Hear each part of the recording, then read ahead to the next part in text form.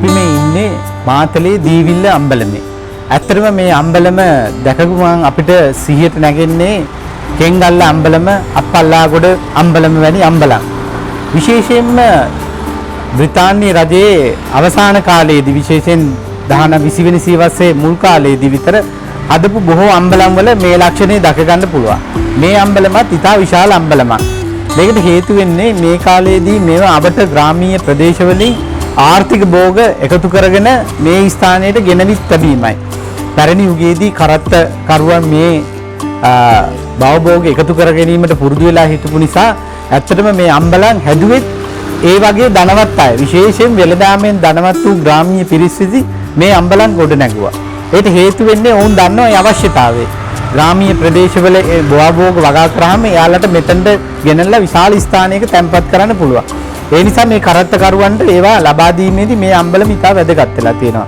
කිරා උපාසක දීවිල්ලේ කිරා උපාසක කියන පුජ්‍යල විසින් 1903 දී පමණ තමයි මේ අම්බලම හැදීම සඳහා ඉඩම් පූජා කරලා තියෙන්නේ. ඒ වගේම ඉදිරියේ තියෙන පින්තාලියේ ඒ පූජා කරලා තියෙන්නේත් කිරා කියන පුජ්‍යලයක් විසින් තමයි හදලා තියෙන්නේ. එතකොට අපිට පේනවා ඒ පුජ්‍යලයත් මේ ප්‍රදේශයේ ධනවත් වෙළඳ ව්‍යාපාරිකයෙක්. ඒ මාර්ගයෙන් තමයි මේ අම්බලම් හදලා තියෙන්නේ. විශේෂයෙන්ම නවාතැන් ගැනීමටත් වඩා වැඩි උනන්දුවක් දැක්කේ මේ විශාල අම්බලම් වලින් බලාපොරොත්තු වෙන්නේ ආර්ථික භෝග රැස් කර ගැනීම.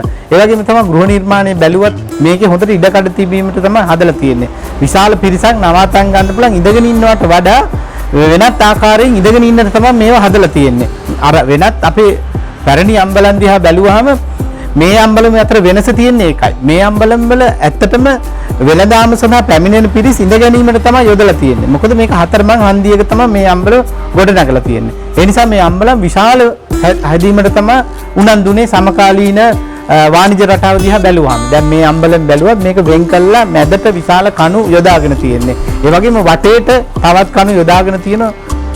විශේෂයෙන් අම්බලම් දිහා බැලුවාම අපිට හොඳින් ආරක්ෂා වෙලා තියෙන අම්බලමක් හැටියට මේ දීවිල්ල අම්බලම හඳුන්වන්නට පුළුවන්.